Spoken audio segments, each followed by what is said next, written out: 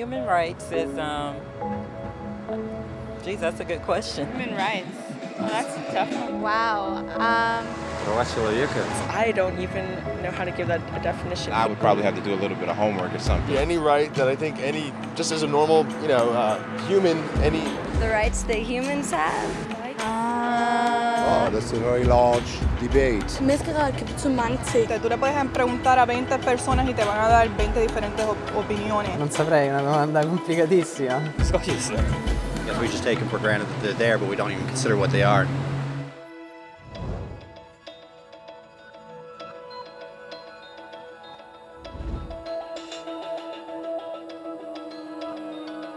Human rights are the rights you have simply because you're human. It's how you instinctively expect and deserve to be treated as a person, like the right to live freely, to speak your mind, and to be treated as an equal. There are many kinds of rights.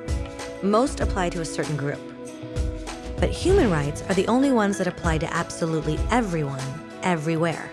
That means kids, old people, poor people, basketball players, garbage men, rappers, teachers, Africans, Indians, Albanians, Christians, Muslims, Kabbalists, atheists, your mom, your dad, your next door neighbor, and you all have the exact same human rights. In other words, they're universal. But the question remains, what are they? Name the human rights? What the human rights are? The right to live. Equality between all peoples. Right to religion, the right to... Is there supposed to be a list somewhere I should be aware of? According to the United Nations, there are a total of 30 human rights, which are usually lumped together and called simply human rights. They're all listed out in the Universal Declaration of Human Rights, which is the world's most widely accepted document on the subject. But it was a long time in coming. At first, there were no human rights. If you were in with the right crowd, you were safe. If you weren't, well, you weren't. But then a guy named Cyrus the Great decided to change all that. After conquering Babylon, he did something completely revolutionary. He announced that all slaves were free to go. He also said people had the freedom to choose their religion, no matter what crowd they were a part of. They documented his words on a clay tablet known as the Cyrus Cylinder. And just like that, human rights were born. The idea spread quickly to Greece, to India, and eventually to Rome. They noticed that people naturally followed certain laws, even if they weren't told to.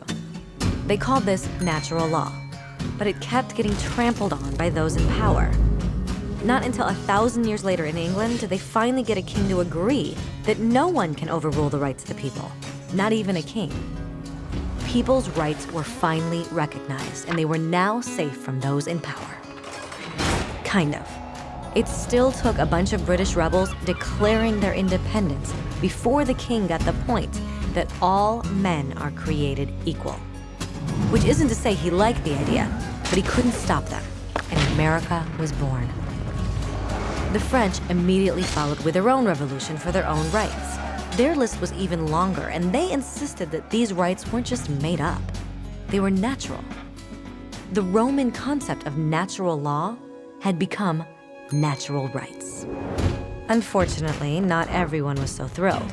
In France, a general named Napoleon decided to overthrow the new French democracy and crown himself emperor of the world. He almost succeeded, but the countries of Europe joined forces and defeated him. Human rights was again a hot topic. They drew up international agreements, broadly granting many rights across Europe. But only across Europe. The rest of the world somehow still didn't qualify. Instead, they got invaded, conquered, and consumed by Europe's massive empires. But then a young lawyer from India decided enough was enough. His name was Mahatma Gandhi, and in the face of violence, he insisted that all people of Earth had rights, not just in Europe. Eventually, even Europeans started to agree. But it wasn't going to be that easy. 2 world wars erupted. Hitler exterminated half the Jewish population of Earth in horrifying Nazi death camps. And all told, 90 million people died.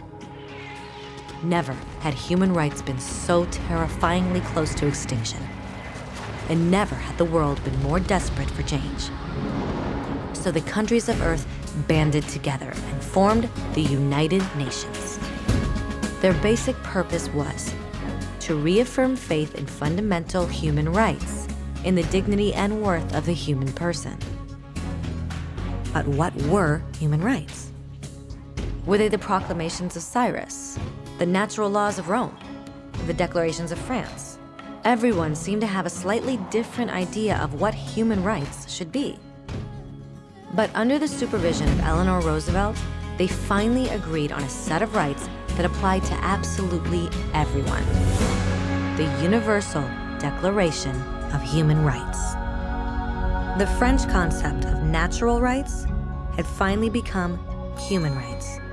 So in summary, at first, only a few lucky people had any rights, until one of those guys decided, hey, other people should have some rights too, which was great, except not everyone agreed. And it only took a few thousand years of fighting and declarations and more fighting until everyone finally agreed that human rights should apply to everyone. And they all lived happily ever after. Except for one little problem. If people have the right to food and shelter, why are 16,000 children dying of starvation every day? 1 every 5 seconds. If people have freedom of speech, why are thousands in prison for speaking their minds? If people have the right to education, why are over 1 billion adults unable to read? If slavery has truly been abolished, why are 27 million people still enslaved today? More than twice as many as in 1800. The fact is, when it was signed, the Universal Declaration of Human Rights did not have the force of law. It was optional. And despite many more documents, conventions, treaties, and laws, it's still little more than words on a page. So the question is, who will make those words a reality?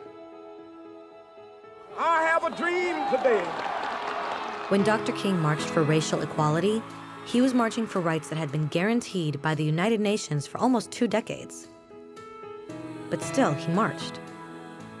When Nelson Mandela stood up for social justice in the 1990s, his country had already agreed to abolish such discrimination for almost 40 years. But still, he fought. Those who fight today against torture, poverty, and discrimination are not giants or superheroes.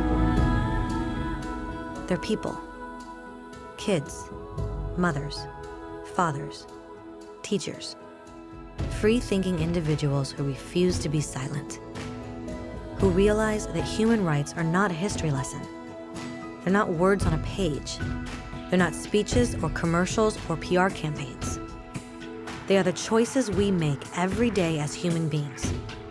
They are the responsibility we all share to respect each other, to help each other, and to protect those in need. As Eleanor Roosevelt said, where, after all, do universal human rights begin?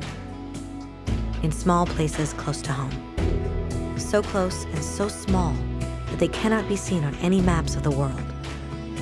Yet they are the world of the individual person, the neighborhood he lives in, the school or college he attends, the factory, farm, or office where he works. Such are the places where every man, woman, and child seeks equal justice, equal opportunity, equal dignity without discrimination. Unless these rights have meaning there, they have little meaning anywhere.